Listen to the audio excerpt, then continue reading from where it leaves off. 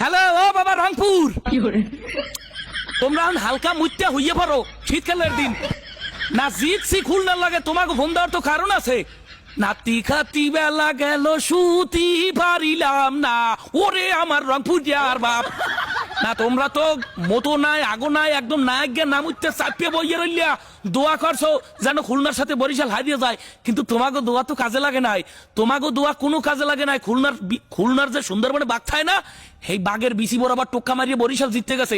তোমরা হালকা মুত্যে আগিয়া এবার হালকা হইয়া ঘুমাই পারো। শোনো, বরিশালের লঞ্চের একটা ঢেউ যদি ওঠে, অলরেডি আজকের খুলনার সুন্দরবনে বাঘ যায় আনলে সব ভাষ্যে বঙ্গোপসাগরে পড়ছে, বান্দরকাটা গাছের মাথায় ঝুলিয়ে রয়েছে। হায়, আর একটা কথা হুইনেরা রংপুর দিয়ে বাইরিয়া, এই বরিশালের লঞ্চ বানায় বরিশালিয়ারা, চালায় বরিশালিয়ারা, লঞ্চে সরে বরিশালিয়ারা। আবার এই লঞ্চ সরে বাজুক আর কুয়াশায় বাজুক, ওই বরিশালের ড্রাইভারই কুয়াশায় গনে সারাইয়া সকালবেলা টাইম মতো সদরঘাট চলে যায়।